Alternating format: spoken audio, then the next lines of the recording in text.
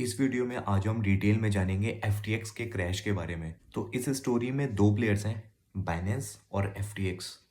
Binance world का number 1 exchanger है and FTX being the second one. तो ये स्टोरी स्टार्ट होती है कुछ साल पहले जब FTX मार्केट में आया था और बाइनेंस ने उसे as an early investor fund किया था। वैसे FTX ने दुनिया के सबसे बड़े बड़े वेंचर कैपिटलिस्ट से भी फंड रेज करे थे, जैसे कि sequoia, soft bank, black rock and many others. और कुछ सालों में ही FTX की ग्रोथ इतनी ज़्यादा क्रेजी हो गई कि वो दुनिया का सेकंड नंबर का लार्जेस्ट एक्सचेंज बन गया। काफ़ी बड़े बड़े सेलेब्स भी उसे एंडोर्स करने लगे, जैसे टॉम ब्रैडी, स्टेफ करी।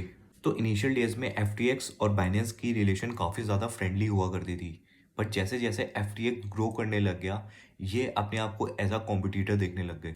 बट कहानी में ट्विस्ट तब आया जब बाइनेंस ने डिसाइड किया कि अर्ली स्टेज में जब उन्होंने FTX को फंड किया था, वो अपनी स्टेक्स अब जाके सेल करना चाहते हैं। तो इनकी $2 बिलियन की डील हुई, जिसमें सैम जो कि FTX के फाउंडर है, उन्होंने अपने शेयर्स बाय बैक कर लिए। ट्विस्ट ये है कि $2 बिलियन जो उन्होंने दिए वो FTT टोकन में दिए। FTT टोकन एक FTX का टोकन था।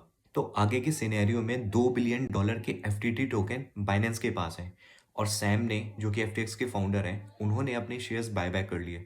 अब कुछ दिन पहले CZ जो कि बिनेंस के फाउंडर हैं, उनका ट्विटर पे एक अनाउंसमेंट आता है कि वो अपने 2 बिलियन के FTT टोकन को सेल करना चाहते हैं, जिसका रीज़न वो ये बताते हैं कि FTX को लिक्विडिटी क्राइसिस है और FTX ने बाइनेंस से हेल्प मांगी। दैट शोज कि FTX की जो कंपनी की हेल्थ है वो अच्छी नहीं है कहीं से भी।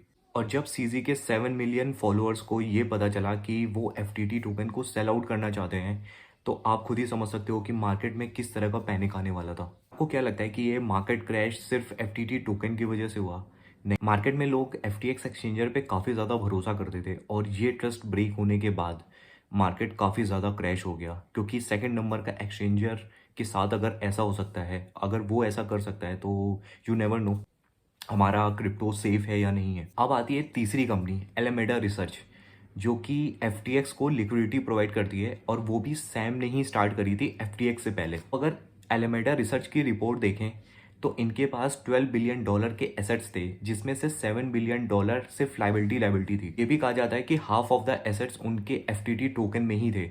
अब आप इमेजिन करो कि $12 बिलियन के एसेट्स, जिसमें से $7 बिलियन की लाइबिलिटी, और उसमें भी जो आपका पैसा है वो आधा FTT टोकन पे है, जो कि ऑलरेडी क्रैश होने वाला है। इस तरह से एलेमेडा रिसर्च का डूबना भी फिक्स था, और अगर एलेमेडा रिसर्च डूब गया तो FTX एक्सचेंजर का भी डूबना फिक्स था। In the end, do you really think कि हमारा क्रिप्टो एक्सचेंजेस के पास सेफ है? अब खुद सोच के देखो कि क्रिप्टो की वजह से हम डिसेंट्रलाइजेशन को प्रमोट करते हैं, बट हमारा ट्रस्ट थर्ड पार्टी पे इतना ज़्यादा हो जाता है कि वो हमें स्कैम कर जाते हैं। This was the small summary and lesson of rise and fall of FTX exchange.